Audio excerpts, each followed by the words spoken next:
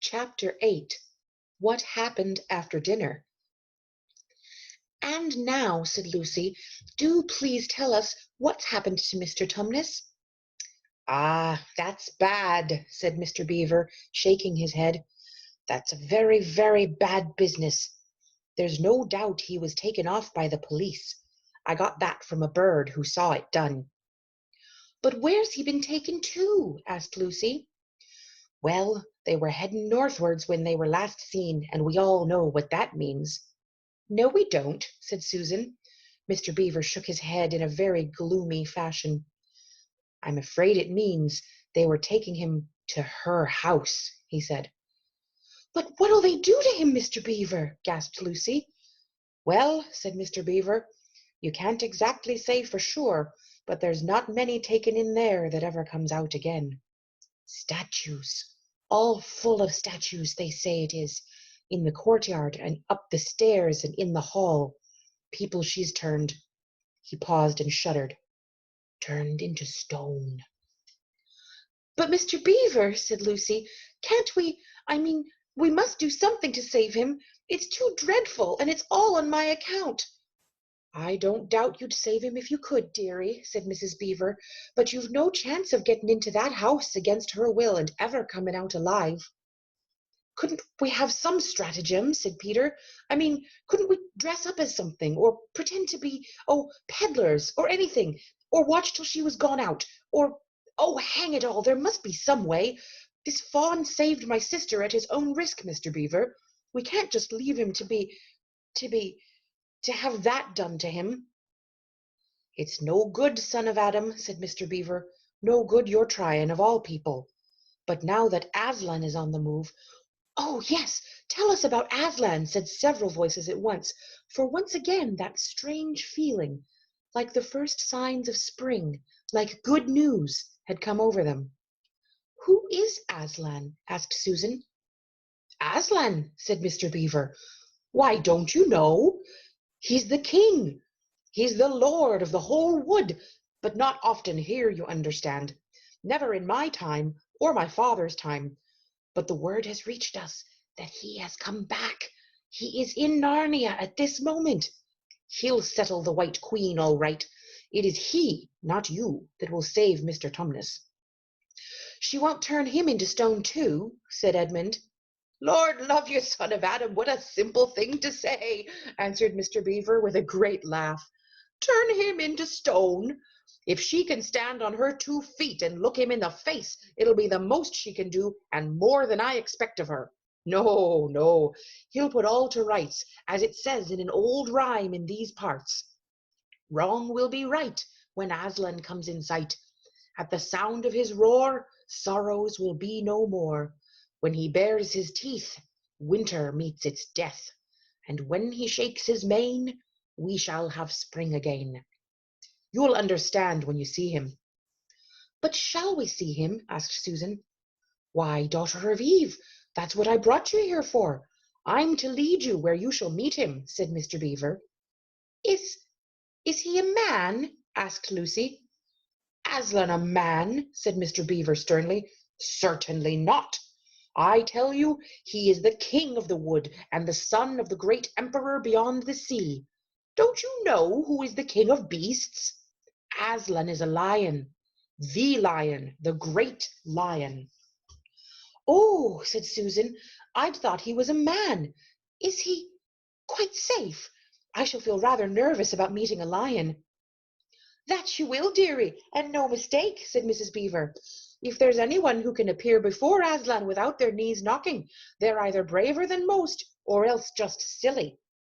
"Then he isn't safe," said Lucy. "Safe?" said Mr. Beaver. "Don't you hear what Mrs. Beaver tells you? Who said anything about safe? Course he isn't safe. But he's good. He's the king, I tell you." "I'm longing to see him," said Peter, "even if I do feel frightened when it comes to the point." "That's right, son of Adam," said Mr. Beaver, bringing his paw down onto the table with a crash that made all the cups and saucers rattle. "And so you shall. Word has been sent that you are to meet him tomorrow if you can, at the stone table." "Where's that?" said Lucy. "I'll show you," said Mr. Beaver. "It's down the river a good step from here. I'll take you to it." "But meanwhile, what about poor Mr. Tumnus?" said Lucy. "The quickest way you can help him is by going to meet Aslan," said Mr. Beaver. "Once he's with us, then we can begin doing things. Not that we don't need you too, for that's another of the old rhymes. When Adam's flesh and Adam's bone sits at Cair Paravel enthroned, the evil time will be over and done. So things must be drawing near their end now he's come and you've come. We've heard of Aslan coming into these parts before, long ago, nobody can say when, but there's never been any of your race here before." "That's what I don't understand, Mr. Beaver," said Peter. "I mean, isn't the witch herself human?" "She'd like us to believe it," said Mr. Beaver, "and it's on that she bases her claim to be queen. But she's no daughter of Eve. She comes of your father Adam's," here Mr. Beaver bowed, "your father Adam's first wife, her they call Lilith, and she was one of the Jinn. That's what she comes from on one side, and on the other she comes of the giants. No, no, there isn't a drop of real human blood in the witch." "That's why she's bad all through, Mr. Beaver," said Mrs. Beaver. "True enough, Mrs. Beaver," replied he. "There may be two views about humans, meaning no offence to the present company, but there's no two views about things that look like humans and aren't." "I've known good dwarfs," said Mrs. Beaver. "So've I, now you come to speak of it," said her husband, "but precious few, and they were the ones least like men. But in general, take my advice, when you meet anything that's going to be human and isn't yet, or used to be human once and isn't now, or ought to be human and isn't, you keep your eyes on it and feel for your hatchet. And that's why the witch is always on the lookout for any humans in Narnia. She's been watching for you this many a year, and if she knew there were 4 of you, she'd be more dangerous still." "What's that to do with it?" asked Peter. "Because of another prophecy," said Mr. Beaver. "Down at Cair Paravel, that's the castle on the sea-coast, down at the mouth of this river, which ought to be the capital of the whole country, if all was as it should be. Down at Cair Paravel there are 4 thrones, and it's a saying in Narnia, time out of mind, that when 2 sons of Adam and 2 daughters of Eve sit in those 4 thrones, then it will be the end not only of the White Witch's reign, but of her life. And that is why we had to be so cautious as we came along, for if she knew about you 4, your lives wouldn't be worth a shake of my whiskers." All the children had been attending so hard to what Mr. Beaver was telling them that they had noticed nothing else for a long time. Then, during the moment of silence that followed his last remark, Lucy suddenly said, "I say, where's Edmund?" There was a dreadful pause, and then everyone began asking, "Who saw him last? How long has he been missing? Is he outside?" And then all rushed to the door and looked out. The snow was falling thickly and steadily. The green ice of the pool had vanished under a thick white blanket, and from where the little house stood in the center of the dam, you could hardly see either bank. Out they went plunging well over their ankles into the soft new snow, and went round the house in every direction. "Edmund!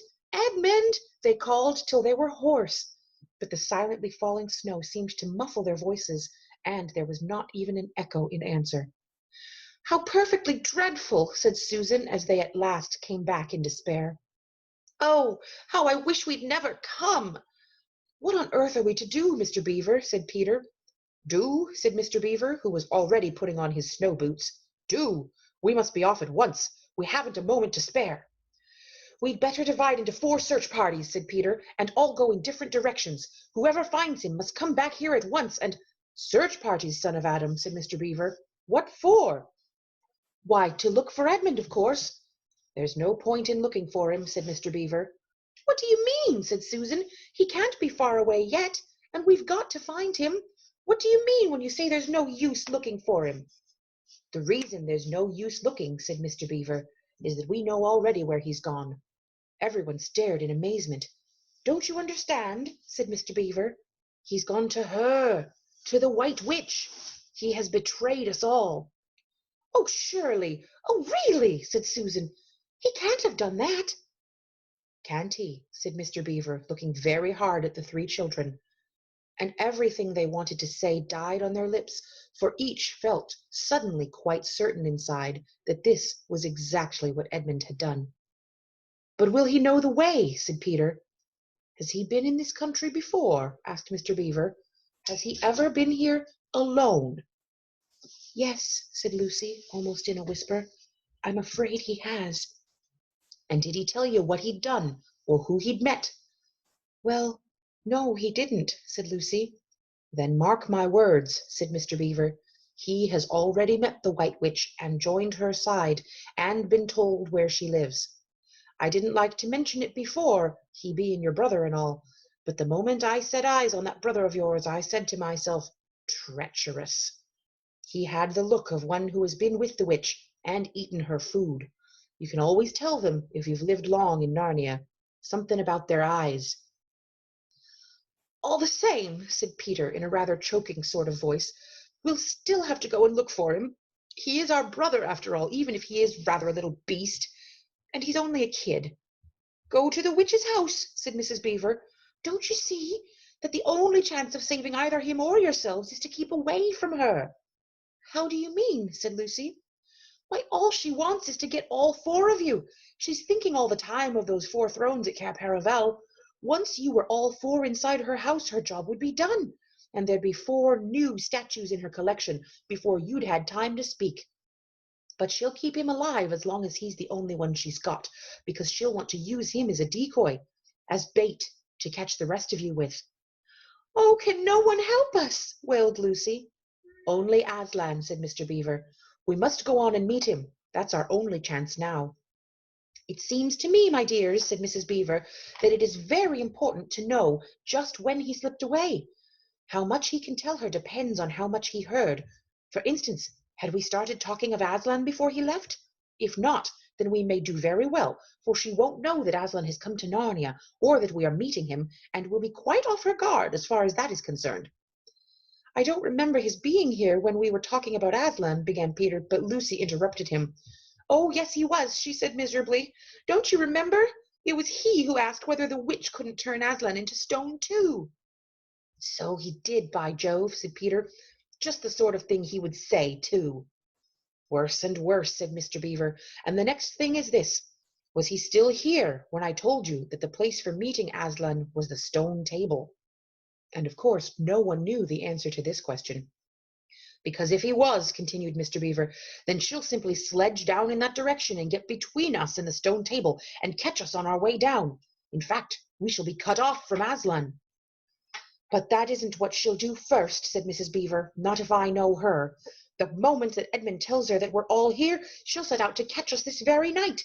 And if he's been gone about half an hour, she'll be here in about another 20 minutes. "You're right, Mrs. Beaver," said her husband. "We must all get away from here. There's not a moment to lose."